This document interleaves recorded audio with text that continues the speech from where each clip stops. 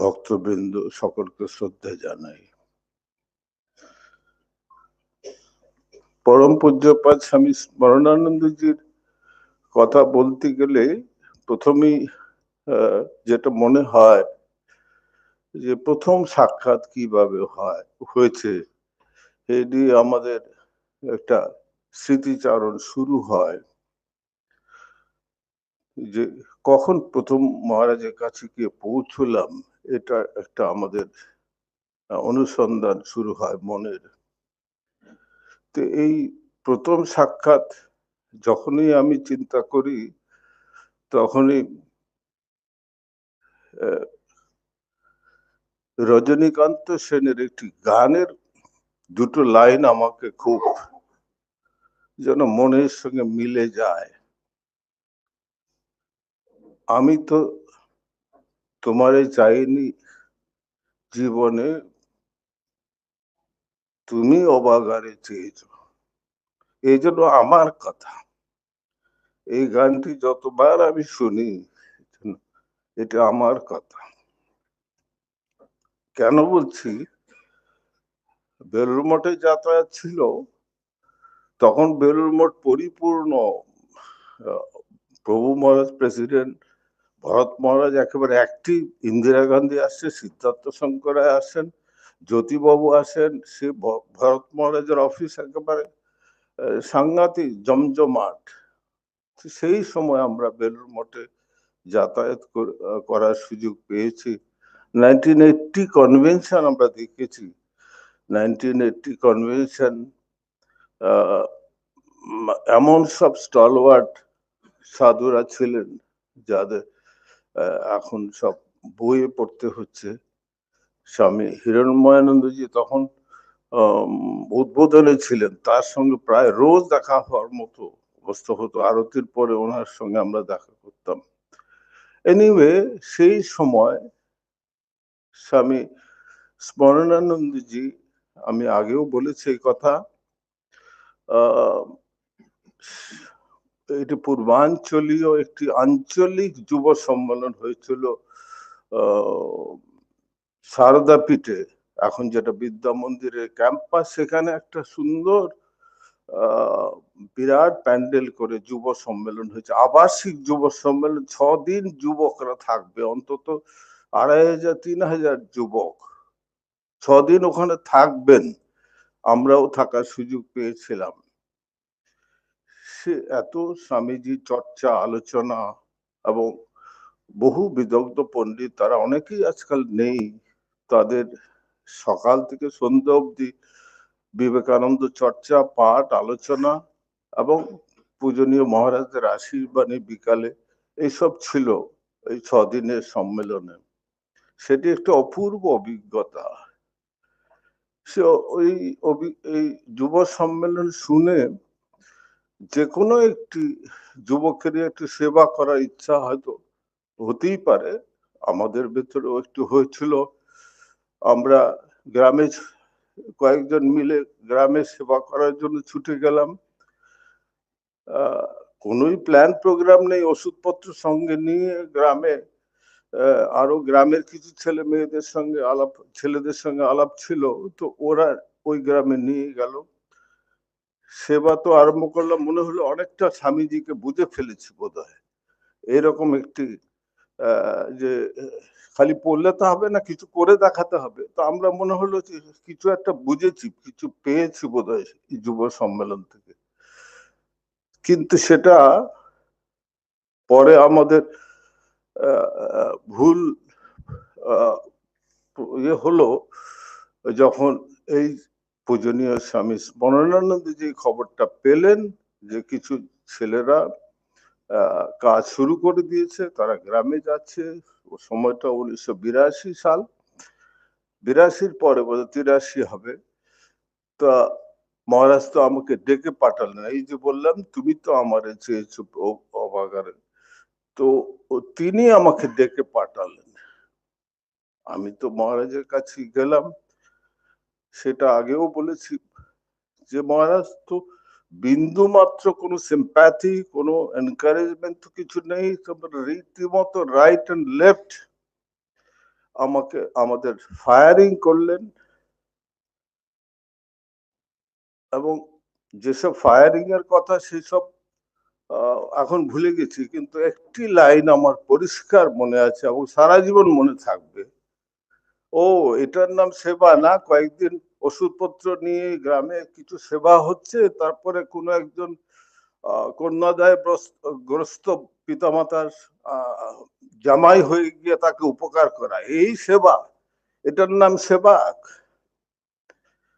একেবারে এত চাচা ছোলা কথা, এত পরিষ্কার, যেন আজকেও এই কথাগুলো আমার কানে ভাষ্য। অর্থাৎ উনি চাইছেন আনঅর্গানাইজড কোনো সেবা কাজ হয় না, যদি কিছু করতে হয় একটা অর্গানাইজেশন চাই, একটা সংগঠন চাই, একটা প্ল্যানিং চাই, তাইলে সেবা কাজের একটা মানে যুক্তি থাকতে পারে, তাহলে এটা স্বামীজির কাজ। আর বাকি সব তারপরে আমরা পড়েছি অনেক জায়গায়, স্বামীজি এক জায়গায় বলেছেন আমেরিকার একটি বাড়িতে গিয়ে, আপনারা নিশ্চয়ই পড়েছেন, যে আমি এই দেশে এসে একটি প্রেমে পড়ে গেছি। তো সকলেই ভাবছি কি প্রেম? স্বামীজির প্রেম। প্রেম মানে অর্গানাইজেশনাল প্রেমে পড়ে গেছে। অর্গানাইজেশন চাই, সেবা করতে গেলে অর্গানাইজেশন চাই। সেটা অনেক দেরিতে আমরা বুঝেছি। আমরা স্বামী স্মরণানন্দজি সেই বকুনি না খেলে হয়তো সেটা তখন জানতাম না। তো এনিওয়ে, এই সেবা কাজের সূত্রেই মহারাজের সঙ্গে আমাদের প্রথম পরিচয়, এবং তারপর থেকে তিনি গার্জিয়ানের মতো প্রতিদিন প্রতি সপ্তাহে আমাদের খবর রাখতেন। একটু দেরি হলে উনি ফোন করতেন, কি হচ্ছে কাজকর্ম, একবার এসো। এবং এমন হতো যে প্রতি শনিবার আমি সারদাপীঠে যেতাম, তখন উনি সারদাপীঠে ছিলেন। সারদাপীঠের এই যে আজকের সারদাপীঠের যা চিত্র, সেটা সত্যিকারের ওনার সময়ই তার সূচনা। তখন সুকুমার মহারাজ এখন হলিউডে আছেন, আর শিশির মহারাজ তখন বিটি কলেজের অধ্যক্ষ ছিলেন। এই দুইজন মহারাজের সঙ্গে মিটিং করতেন। আমাকে দেখা মাত্র, আমার টাইম ছিল 9:15 গিয়ে ওনার সঙ্গে দেখা করা, আমাকে দেখা মাত্র সব মিটিং টিটিং ওনার শেষ হয়ে যেত। আর শিশির মহারাজ আর সুকুমার মহারাজ আমাকে বলতেন, এই তোমাকে দেখলেই সব মহারাজের সব মিটিং এর কথাবার্তা হয় না। মানে অর্থাৎ কি হচ্ছে, আর কি হচ্ছে, কোথায় আর কি করা যায়, গ্রামে আর কি করা যায়। এবং তিনি এই আমাদের এখনকার লালগড়, যেটা আপনারা হয়তো জানি না, প্রাচীনরা কেউ জানতে পারবে, সে লালগড়ে এরকম একটা জায়গা ছিল, লোকেরা খেতে পেত না, তারা কাঠ কুড়াতো জঙ্গলে, সে কাঠ বিক্রি করে যেটুকু টাকা পেত সেইটুকু দিয়ে চাল কিনে গিয়ে সারাদিনের খাবার। এবং সরকারি এখন যেরকম ফ্রি রেশন, সেটা ছিল না তখন। বহু লালগড়ের লোক না খেয়ে থাকতো। আমরা দেখেছি এক সময় লালগড়ে যখন ওদের খিচুড়ি খাওয়ানো হতো ডাক্তারি করতে গিয়ে, তখন ওদের একটা খাওয়ার ব্যবস্থাও করা হয়েছিল। তখন খিচুড়ি পরিবেশন করার যখন সুযোগ আমরা পেতাম, তখন খিচুড়ি দিতে দিতে এমন হতো যে কোনো সময় ওরা না বলছে না, অর্থাৎ আর তো এরকম কেউ দেবে না ওদের, যত চাই খিচুড়ি সে তো আর কোথাও পাবে না। তা আমাদের মনে হতো যে আর এত খিচুড়ি খেতে পারবে তো, তার কারণ কবে আর পাবো, সেই জন্য এটাই ছিল ওদের জীবনযাত্রা। এনিওয়ে, সেই লালঘরে মহারাজ নিজেই গেছেন, এবং সেই লালঘরের সঙ্গে উনি দীর্ঘদিনের সম্পর্ক ছিল। লালগড়ে সে মধুসূদন মাহাতো, বিধুভূষণ পাল এখনো আছে, মধুসূদন বাবু নেই, কিন্তু তাদের সঙ্গে একটা যেন বন্ধুত্বের সম্পর্ক। মহারাজ গেলেই তারা ছুটে আসতেন, মহারাজের কি লাগবে, খুব সামান্যই লাগতো, একটু মুড়ি চাই, একটু সামান্য কিছু ডাল ভাতের ব্যবস্থা ওখানে। তখন তো মঠ হয়নি, ওটা একটি কুঠিয়া ছিল। অরবিন্দ বাবু একজন মাস্টারমশাই ছিলেন, তিনি ব্যবস্থা করতেন। সেই কুটিয়াতে খুব সাধারণ জীবন যাপন করতেন। লাল করে গিয়ে আমরাও গেছি ওনার সঙ্গে, উনি নিয়ে গেছেন, গিয়ে দেখিয়েছে লালগড়ের দারিদ্র। আমি লালগড়কে উনি কিছু একটা করার জন্য আপ্রাণ চেষ্টা করছেন, এবং উনি বুঝতে পেরেছিলেন যে লালগড় হচ্ছে সাধুদের তপস্যার জায়গা। সেখানে যদি আবার ওখানে এত রুগী টুগি দেখা হয়, তাহলে সাধুদের যারা তপস্যা করতে যাচ্ছে তাদের অসুবিধা হবে। সেই জন্য নিজে উনি ফান্ড রেজ করে একটা আশ্রমের বাইরে একটি ডাক্তারখানা তৈরি করে দিলেন, যাতে সাধন ভোজনের জায়গায় কোনো বিঘ্ন না হয়। এইরকম ভাবে উনি আমাদের হাতে ধরে এই সেবা কাজের এইসব উনি দেখিয়েছেন। দীর্ঘ এই যে ওনার জীবন, তার ভেতরে সারদাপীঠ থেকে উনি কিছু সময়ের জন্য ম্যাড্রাস চলে গিয়েছিলেন, তখনও খবর রাখতেন, কিন্তু তারপরে আবার অল্প দিনের মধ্যেই তিনি অ্যাসিস্ট্যান্ট সেক্রেটারি হয়ে বেলুর মঠেই এসেছেন, জেনারেল সেক্রেটারি হলেন, তারপর ভাইস প্রেসিডেন্ট হলে প্রতি সময়ে আমাদের সঙ্গে একটা যোগাযোগ ছিল, এবং একটি কথা যে তোমরা আরো মেয়েদের আরো ট্রেনিং দাও, গ্রামে দরকার প্রতিটি বাড়িতে মেয়েদের গিয়ে স্বাস্থ্য সম্বন্ধে সচেতন করা। সেটা তখন আমরা বুঝতে পারিনি, এখন বুঝতে পারি। এই জন্য যে দেখলাম যে মহারাজ যেই ওই সারদাপীঠে বা বেলুড় মঠে যে কথাগুলো বলেছেন, আজকের ভারতবর্ষের যে ন্যাশনাল হেলথ প্ল্যান হয়েছে, তার সারা ভারতবর্ষে শুধু গ্রামে গ্রামে আশা ওয়ার্কার। সেটা এখন বুঝতে পারছি মহারাজ কোন যুগে আমাদের বলেছিলেন যে দরকার প্রচুর মেয়েদের, তারা বাড়ি বাড়ি যাবে, তারা ফ্যামিলি প্ল্যানিং বোঝাবে, তারা বাচ্চাদের টিকা দেওয়াবে, তাদের স্বাস্থ্য সম্বন্ধে সচেতন করবে। এবং আমাদের সঙ্গে 40-50টি গ্রামের মেয়েরা আসতো, যখন ক্যাম্প হতো উনি নিজে আসতেন ক্যাম্প দেখতে, যে কি হচ্ছে ওদের ওদের তৈরি করা, ওদেরকে স্বাস্থ্য সম্বন্ধে সচেতন করা। সেটা এখন এখন গভর্নমেন্ট অফ ইন্ডিয়া সেই প্ল্যান নিয়েছে, আশা ওয়ার্কার। আপনারা জানেন এই যে বর্তমান যে ন্যাশনাল হেলথ প্ল্যান, সেটা প্র্যাকটিক্যালি ডাক্তার ইঞ্জিনিয়ার ডাক্তারের কোনো দরকার নাই, শুধু বাড়ি বাড়ি মেয়েদের যাওয়া, তার গর্ভবতী অবস্থা দেখাশোনা করা, তার বাচ্চাদের টিকা দেওয়া, বা তার আরো যা স্বাস্থ্য সম্বন্ধে সচেতন করা, শুধু একটু ট্রেনিং দিলেই সেটা সম্ভব হতো। সেটা আমরা 40 বছর আগে মহারাজের কাছে শুনেছিলাম, এবং আমরাও চেষ্টা করেছিলাম যে তখনকার যারা হেলথ মিনিস্টার তাদেরকে বোঝানোর জন্য। আমি আর ডক্টর বক্সি একবার গিয়েছিলাম, সূর্যকান্ত মিশ্র তখন হেলথ মিনিস্টার, গিয়ে যখন এই প্ল্যানটা ওকে আমরা বলেছিলাম, তিনি আমাদের বলেছিলেন যে আমার যদি ক্ষমতা থাকতো তাহলে আমি এক্ষুনি আমাদের স্টেটে এই প্ল্যানটা করতাম।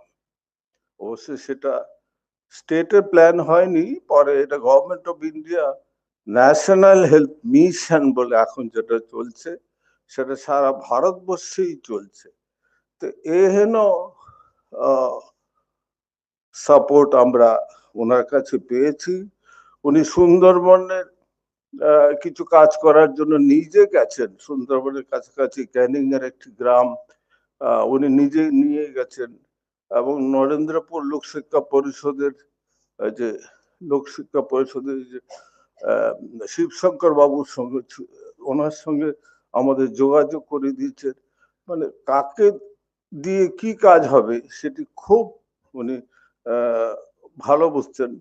এবং আমাদের যখন মোবাইল ভ্যানটি হয়, উনি মোবাইল ভ্যানটি দেখার জন্য তখন মঠ মিশনের প্রেসিডেন্ট স্বামী বোধিসানন্দজি মহারাজ, তাকে দিয়ে সেই গাড়িটি সমস্ত সাধুরা দেখতে আসলো। তখন এত মোবাইল ভ্যান রামকৃষ্ণ মঠ মিশনে এসব প্রচলন ছিল না, বোধহয় সম্ভবত এটাই প্রথম একটা গাড়িতে। আমি শুনলাম অল্প দিন আগে আমাদের চিফ মিনিস্টার গ্রামে গ্রামে অনেক মোবাইল ভ্যান তৈরি করেছেন।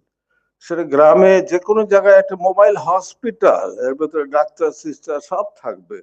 সেটা আমরা 1989 তখন 89 এই সময়ে আমরা বেলুড় মঠে নিয়ে গিয়ে পেয়েছিলাম।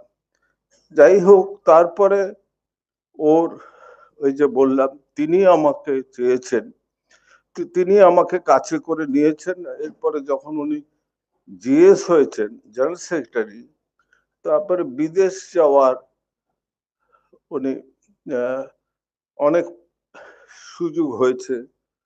উনি যেতেন কাজে, কিন্তু আমার ওর সঙ্গে যাওয়ার একটা সুযোগ হতো যে অন্তত ওর যদি কোনো কাজে লাগি, কারণ সেবকরা তখন যাওয়ার মতো অবস্থা ছিল না। মঠ মিশনে এরকম একটা লিবারেল বাজেট ছিল না যে একজন গেলে আরো 3 জন সঙ্গে যেতে পারে, এরকম মঠ মিশন তখন দেখা যেত না।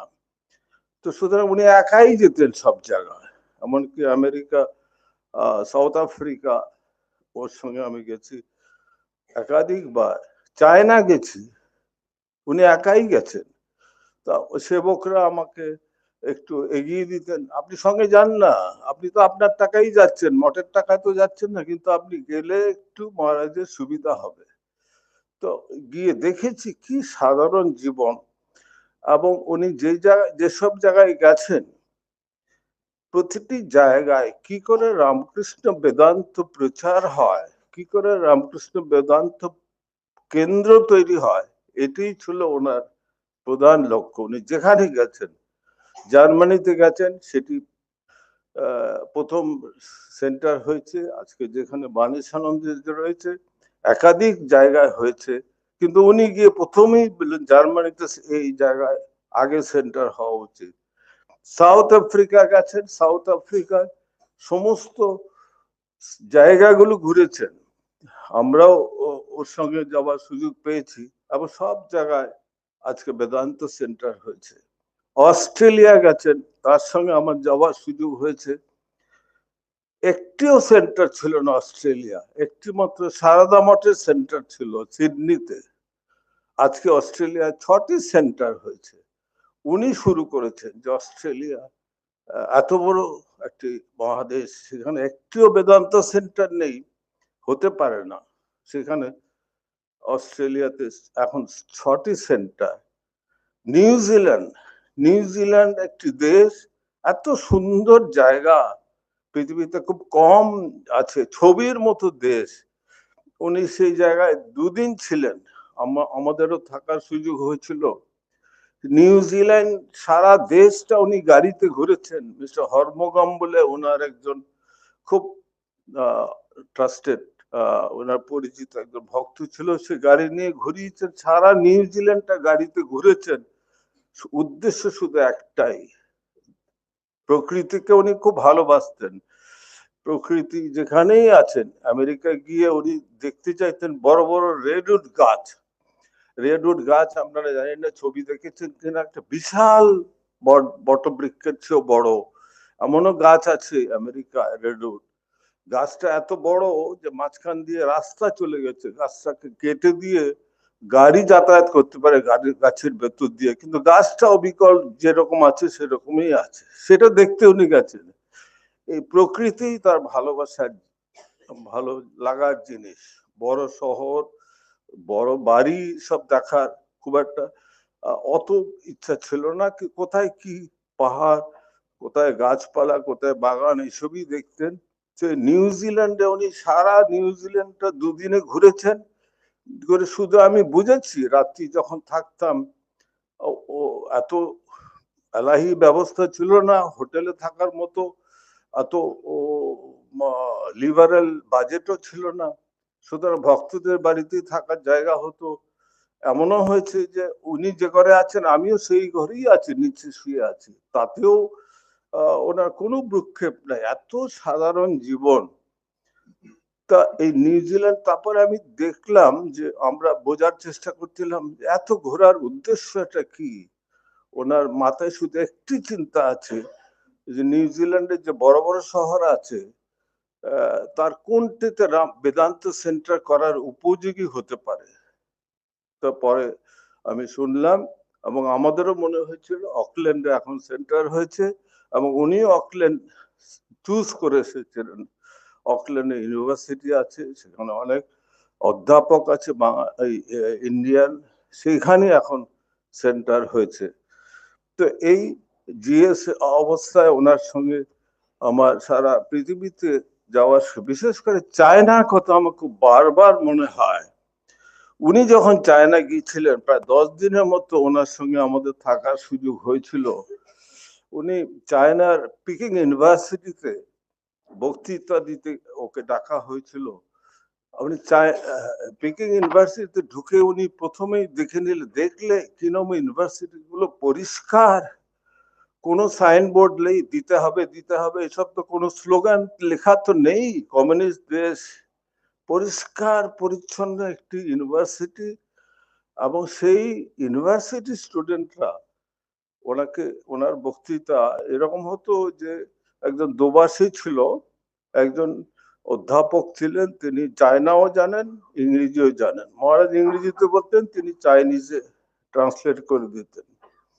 তিনি গীতার উপরে প্রশ্ন করলেন, নিষ্কাম কর্মযোগ কাকে বলে। চাইনিজ ছেলে প্রশ্ন করেছে মহারাজকে। মহারাজ তো একটা এক্সাইটেড। সেখানে 1 ঘন্টার বক্তৃতা ছিল, প্রায় 2.5 ঘন্টা চললো শুধু বক্তৃতা পিকিং ইউনিভার্সিটির মধ্যে। যুবক ছেলেরা, ইয়াং ছেলে মেয়ে, সেই দৃশ্য আমার দেখার সুযোগ হয়েছে। এবং উনি হি ওয়াজ শিওর যে উনি জানেন যে চায়নাতে একটি সেন্টার হতে হবে। এবং তখন চাইনিজ ভাষায় অনুবাদ চলছে, কথামিতের কাজ চলছে, স্বামীজির বইয়ের কাজ চলছে। উনি থাকাকালীনই একটি বইয়ের অনুবাদ ওখানকার হাই কমিশনে সেটি আবার প্রকাশও করলেন। সেই সারা পৃথিবীতে উনি এরকম গেছেন শুধু একটি উদ্দেশ্য, বেদান্ত প্রচার কি করে সারা পৃথিবীতে পৌঁছানো যায়। ওনাকে যখন আমরা মাঝে মধ্যে বলতাম, তখন সংসার আশ্রম হয়ে গেছে, এবং উনি যখন আমাদের এত কাছের মানুষ, সুযোগ মতো ওনাকে বলতাম, মহারাজ সংসারটা কবে বেলুড় মঠ নেবে, রাখো তোমার সংসার, সারা পৃথিবীতে বেদান্ত সেন্টারের জন্য এত চাইছে, আর তোমার সংসার নিয়ে সবই বাংলাতে হবে, সবই ইন্ডিয়াতে হবে, সারা পৃথিবী চাইছে স্বামীজিকে। আমি আর সংসার সম্বন্ধে আর কোনো কথা বলতে হবে, কারণ আমি দেখেছি যে সত্যি সারা পৃথিবী বেদান্তকে কিভাবে চাইছে, বিবেকানন্দ কিভাবে চাইছে, ওনার সঙ্গে ঘুরে দেখার সুযোগ হয়েছে। শুধু একটি ওর কাছ থেকে বড় পরম প্রাপ্তি হয়েছে এই বিষয়ে, সংসারের বিষয়ে। স্বামী ভূতেশানন্দজির মহাসমাধি হয়েছে, স্বামী রঙ্গনাথজি হসপিটালে রয়েছেন। আমি প্রায় রোজই সকালবেলা যাই ওনাকে দেখতে। তখন আমি টাটা স্টিলে কাজ করি, আগে একসময় উডল্যান্ডসে ছিলাম বলে উডল্যান্ডসে সবই আমার চেনা। মহারাজও এক দুবার উডল্যান্ডসে ভর্তি হয়েছেন, তখনও আমরা প্রায় দিন রাতেই ওখানে থাকার সুযোগ হয়েছে। তা উডল্যান্ডসে গেছি সকালবেলা, দীপ্তি মহারাজ, সরি সুদর্শন মহারাজ আমাকে বলছেন, শুনুন আপনাকে নিয়ে এক্ষুনি আমি বেলুড় মঠে যাবো। ইতিমধ্যে স্বামী ভূতেশানন্দজি মহারাজের মহাসমাধি হয়ে গেছে, এবং সংসার আশ্রম একটি ছোটখাটো একটি আশ্রম তৈরি হয়েছে, এত বড় এরকম ছিল না। উনি থাকতেই সংসার একটি আশ্রম হয়েছে, উনি দেখেও গেছেন, ভিডিও ফিল্ম আমরা দেখিয়েছি যে সংসার কোথায়, ওনার জন্মস্থান, এইসব। তো কি কি ভাগ্য আমাদের, বা কিভাবে জিনিসটি ঘটে যায় আমাদের অজান্তে, এটি ভাবলে আজকেও মনে হয় যেটা সবটাই অলৌকিক, বা সবটি বোধহয় ভগবানের ইচ্ছা। সুদর্শন মহারাজ আমাকে বললেন যে স্বামী ভূতেশানন্দজির ঘর খালি হবে, সেই ঘরে স্বামী রঙ্গনাথজি যাবেন উডল্যান্ডস থেকে, আপনি চলুন আমার সঙ্গে, আমরা বেলুড় মঠে যাব। আমাকে জিএস মহারাজ রেখেছেন, স্বামী স্মরণানন্দ, যে আজকে গিয়ে ওনার ঘরটা প্ল্যান হবে, কোন ঘরে মহারাজ থাকবেন, কোথায় কি হবে, জিনিসপত্র কি হবে, কারণ ওনার যা যা চয়েস, ওনার যা যা সুবিধে, সেইভাবে ঘর আবার তৈরি হবে। সেখানে কোনো প্ল্যান প্রোগ্রাম ছিল না। এটা নেহাতই একটা অ্যাক্সিডেন্ট। আমি গেছি মহারাজের খবর নিতে, তা সুদর্শন মহারাজের রিকোয়েস্টে আমি উডল্যান্ড ইয়েতে গেলাম, ওনাকে আমার গাড়িতেই বেলুর মঠে নিয়ে গেলাম। গিয়ে একটু পরেই স্বামী স্মরণানন্দজি আসলেন, এসে সুদর্শন মহারাজকে বললেন, তুমি দেখে নাও কোথায় খাট হবে, কোথায় টেবিল হবে। মহারাজের স্বামী ভূতিষ্ঠানন্দজির একরকম ছিল, আর স্বামী রঙ্গনাথজি অনেক লম্বা মানুষ, তো খাটটা অনেক বড় হবে। এইসব অনেক প্ল্যান প্রোগ্রাম হচ্ছে। আর একটি প্ল্যান হচ্ছে, এই যে মহারাজের ব্যবহৃত যে জিনিসগুলো, এগুলো কি হবে, এগুলো গঙ্গায় যাবে। স্বামী স্মরণানন্দজি কিছু বলছেন না, অন্য সাধুরা বলছেন। আমি কিন্তু ওখানে কোনো প্ল্যান করে যাইনি। স্বামী স্মরণানন্দজি আমাকে বলছেন, দেখো তোমার কোনো কাজে লাগলে যেগুলো তোমার দরকার নিয়ে যেতে পারো, তা নাহলে বাকিগুলো গঙ্গায় ফেলে দাও। এটি একেবারে স্বতঃস্ফূর্ত ওনার কথা। আমি যে যাব ওনার জানা নেই, বা আমার যে এগুলো প্রাণের জিনিস সেটা উনি হয়তো জানেন, কিন্তু আগে থেকে কোনো সুদর্শন মহারাজের সঙ্গে কোনো প্ল্যান ছিল না। আমি সঙ্গে সঙ্গে আমার পক্ষে যেগুলো রক্ষা করা সম্ভব, আজকেও যদি আপনি সংসারে যান, গিয়ে দেখতে পাবেন মহারাজের ব্যবহৃত পাদুকা রয়েছে, খাট, আলমারি, জামা, কোট, সমস্ত তিনি আমাকে স্বতঃস্ফূর্ত ভাবে বললেন। হয়তো ওনার ভেতর দিয়ে কিছু ইয়ে হয়েছে যে তুমি এগুলো দেখো, কিছু কাজে যদি লাগে। কোনোদিন এটা যে একটা মিউজিয়াম হতে পারে, এটা ব্যবহৃত একটা মিউজিয়াম হতে পারে, কোনোদিন আমি ভাবিনি। কিন্তু আমার জীবনে যদি শ্রেষ্ঠ কিছু আশীর্বাদ উনি দিয়ে থাকেন, তাহলে এটি হচ্ছে ওনার কাছে আমি পরম প্রাপ্তি। তিনি একেবারে অপ্রত্যাশিত ভাবে আমাকে বলেছেন, তুমি এগুলো দেখো, যদি কিছু কাজে লাগে। এবং পরবর্তীকালে ওর হাত দিয়েই সেই মিউজিয়াম, যখন মন্দির প্রতিষ্ঠা হয়, আপনারা সংসারে গেলে দেখতে পাবেন, বেলুড় মঠের যেসব অবিকল জিনিসগুলো ব্যবহার করেছেন, সেগুলো আজকেও এখানে সযত্নে রাখা আছে। মহারাজের দূরদর্শিতার একটা ছোট একটি আরেকটি ঘটনা আমি বলি। যারা আমেরিকান সেন্টার গুলো দেখার সুযোগ হয়েছে হয়তো জানেন, আমেরিকার নিউ ইয়র্ক শহর সবচেয়ে বড় শহর। সেখানে দুটো সেন্টারই রয়েছে। একটা নিউ ইয়র্কের ম্যানহাটন দ্বীপে, নিউ ইয়র্ক শহরে তিনটি দ্বীপ নিয়ে তৈরি, একটি ম্যানহাটন, একটি ব্রুকলিন, আর একটা কুইন্স। এই তিনটি দ্বীপ নিয়ে নিউ ইয়র্কের পৃথিবীর সর্বশ্রেষ্ঠ সর্ববৃহৎ শহর। সেখানে সারা পৃথিবীর বাণিজ্যের পীঠস্থান। তো ঘটনাক্রমে রামকৃষ্ণ বেদান্ত সেন্টার দুটোই ম্যানহাটনে রয়েছে, কিন্তু এবার নিউ ইয়র্কের যে বিরাট বিস্তৃতি কুইন্স, সেটা খালি, এবং ব্রুকলিন সেটা খালি, ওখানে কোনো বেদান্ত সেন্টার নেই। সেখানে একটি বাংলাদেশি ভক্ত ছেলে আছে, প্রকাশ চক্রবর্তী, পূজনীয় মহারাজ এই মাত্র তার নাম করছিলেন, এখনো উনি নিউ ইয়র্কে আছেন। তিনি মহারাজকে ইনভাইট করে নিয়ে গেলেন। কুইন্সে প্রচুর ইন্ডিয়ান আছে, আফ্রিকান আছে, বা বহু আমেরিকানও আছে কুইন্সে। অ্যাকচুয়ালি ম্যানহাটনটা হচ্ছে অফিস পাড়া, আমাদের চৌরঙ্গি পাড়ার মতো। আর কুইন্সটা হচ্ছে বালিগঞ্জের মতো জায়গা, যেখানে লোকেরা থাকে, বড় লোকেদের বাস।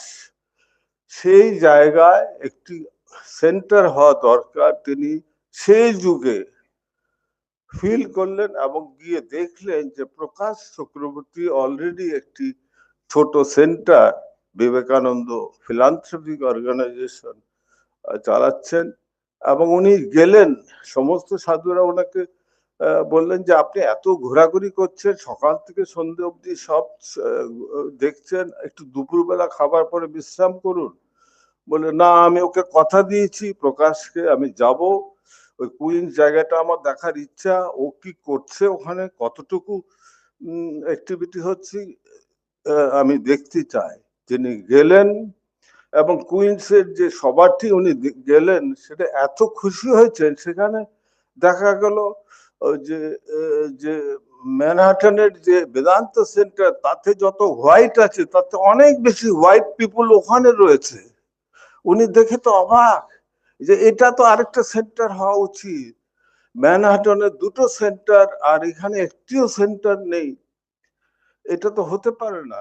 সেটি আজকে প্রমাণ হয়েছে এবং আমরা শুনতে পাচ্ছি, যতটুকু আলোচনা শুনছি, যে কুইন্সে একটি ছোট সেন্টার কি করে করা যায় সেই চিন্তা ভাবনা এখনকার যারা স্বামীজি আছেন তারা চিন্তা করছেন। এবং এই নিউ ইয়র্কের বেশিরভাগ মানুষই কুইন্সেই থাকে।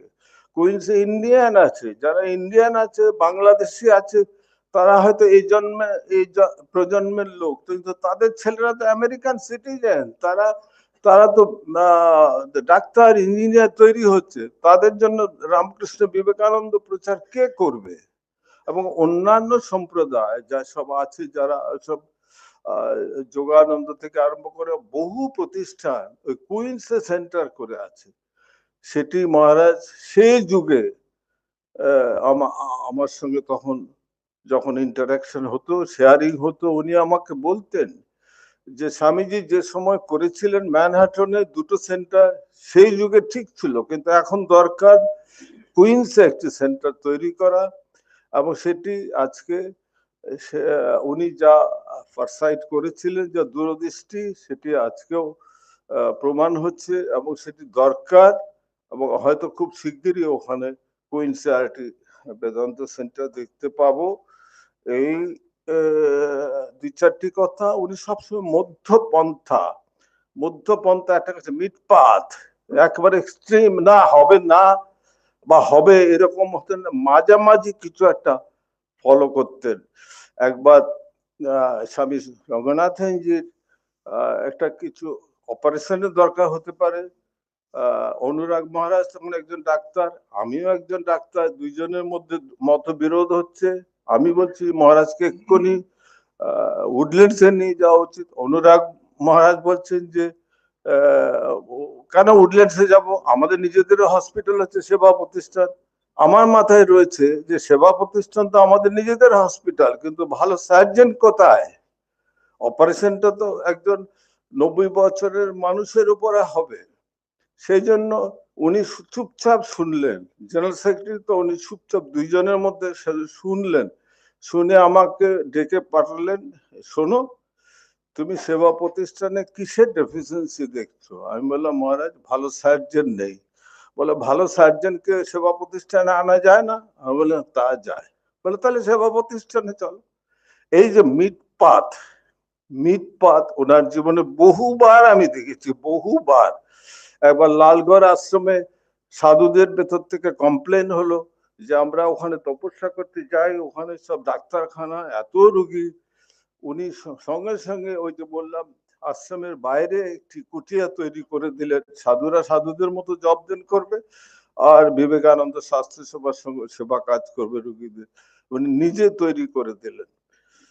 একবার বিল্ডাররা আমাদের একটা স্কুল করার জন্য রিকোয়েস্ট করলেন যে বস্তিতে একটা স্কুল করুন। তো আমরা তো গ্রামে কাজ করব, তো আমরা সে কথার জন্য খুব একটা বিল্লাদের প্রায় না করে দেওয়ার মতোই আমাদের ডিসিশন হলো, না করে দিন, যে বিল্লা টিল্লা বুঝি না, আমরা গ্রামে ছাড়া যাব না। উনি সে কথাটা শুনলেন মনোযোগ দিয়ে, শুনে আমাকে বলুন দেখো, বিল্লারা তোমাদের অনেক টাকা দেয় না, 1,30,000 টাকা মাসে দিচ্ছে, এরকম একজন বড় মানুষকে চট করে না করে দেওয়াটা ঠিক নয়। তোমরা একটা ব্যবস্থা করো, করে কোন একটা গ্রুপ তৈরি করো, করে ওদের হাতে ছেড়ে দাও, তোমাদের এর ভেতরে থাকার বেশি দরকার নেই, কিন্তু ভদ্রলোককে না করাটা ঠিক না। এই যে একটা মধ্য পন্থা ওনার সারা জীবন আমি দেখেছি, এবং এটি এটি শ্রেষ্ঠ পন্থা। এবং মহারাজ যে বলছিলেন যে ওর কাছে ফ্রি অ্যাক্সেস, সকলে যেতে পারতেন। সারা দুপুর বেলা আমি দেখতাম যে এত চিঠি, উনি প্রতিটি চিঠি যত্ন করে পড়তেন। এখনকার দিনে তো সব ইমেল হয়েছে, কিন্তু এত চিঠি আসতেন। এইভাবে ওনাকে আমরা দেখেছি। তাকে, তার কথা বলে শেষ করা যায় না। তিনি খুব একটা টুকটাক টুকটাক এইসব চিকিৎসা এইসব পছন্দ করতেন না, কিন্তু এইগুলোতে শ্রীরামকৃষ্ণ ভাবধারার কোনো স্থানও ছিল না। কিন্তু একবার এই সেবক মহারাজরা, অর্ণব, নীলাদ্রি, এরা ধরেছে যে কি দেখুন ডক্টর গৌর দাসের জিভটা বেঁকে আছে, সে তো অনেক এমআরআই সিটি স্ক্যান করেছে, কিছুই করা যাচ্ছে না, আপনি একটু দেখুন। তিনি সত্যিকারের সেদিন একটু কাতর হয়ে গেলেন, আমাকে জিজ্ঞেস করে কাছে একবার কোলে তুলে নিলেন, এবং কি হয়েছে তুমি দেখাও। তো আমি বললাম যে উনি একটু আদর যত্ন করে, কিচ্ছু হয়নি তোমার। এই যে প্রাপ্তি, এটি আমার জীবনের শ্রেষ্ঠ প্রাপ্তি। তাকে আজকের দিনে আবার সাষ্টাঙ্গ প্রণাম জানিয়ে আপনাদের সকলকে আমার শ্রদ্ধা ভালোবাসা জানিয়ে তার কাছে আমরা বারবার প্রার্থনা করি আমাদের কৃপা করুন, ভালো রাখুন। নমস্কার।